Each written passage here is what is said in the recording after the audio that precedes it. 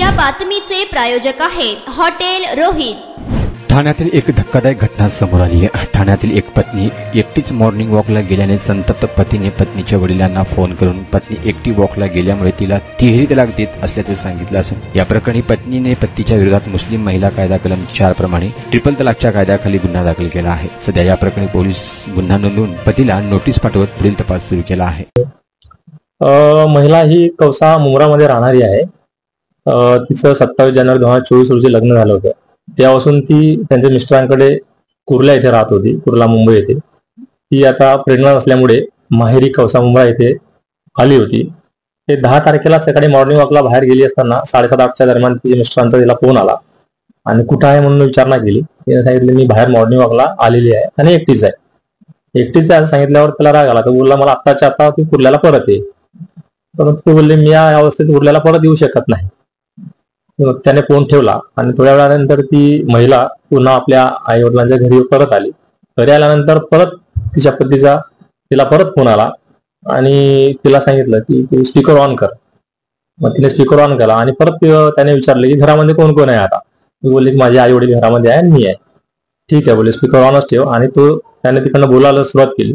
त्याने सांगितले की मैं तुम्हारे बेटी को तलाक देता हूँ, मैं तुम्हारे बेटी को तलाक देता हूँ, मैं तुम्हारे बेटी को तलाक देता हूँ असं त्याने 3 वेळा तिच्याशी बोलला आई वडिलांच्या समोर आणि त्याने फोन ठेवला। त्यानंतर त्या महिलेने त्या आई वडिलांना सदर गोष्ट डायरेक्ट ऐकलेली होती। त्याच्या शेजारी काकांना यांना पण सांगितली आणि लगेच पोलीस स्टेशनला आले। त्यांनी ते रेकॉर्डिंग आम्हाला पोलिसांना ऐकवली आणि आमची तक्रार दाखल करा असं त्यांनी सांगितल्यावर आम्ही त्यांच्या म्हणण्याप्रमाणे डायरेक्ट तक्रार दाखल केलेली आहे आणि आता पुढील तपास सुरू आहे। कुठले कायदे आपण त्यामध्ये दाखल केले आहे, कुठले कलम लावलेले आहे आणि कशा पद्धतीने पुढचा तपास सुरू आहे? नवऱ्याला काय समन दिलेले आहे का? आम्ही मुंब्रा पोलीस स्टेशनला BNS 351-4 व मुस्लिम महिला कायदा कलम 4 प्रमाणे गुन्हा दाखल केलेला आहे आणि 13 तारखेला त्यांच्या पतीला बोलून BNS 35-3 प्रमाणे त्याला नोटीस सुद्धा अदा केलेली आहे।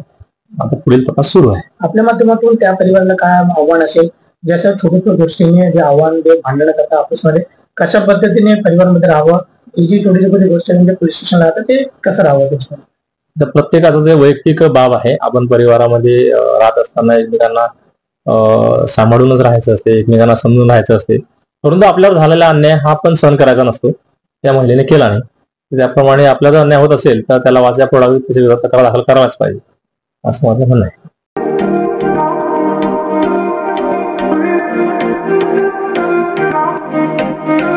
सोलापुरात व्हेज नॉन व्हेज जेवण मिळण्याचं एकमेव ठिकाण हॉटेल रोहित। चवीला टेस्ट हॉटेल रोहितचे जेवण बेस्ट।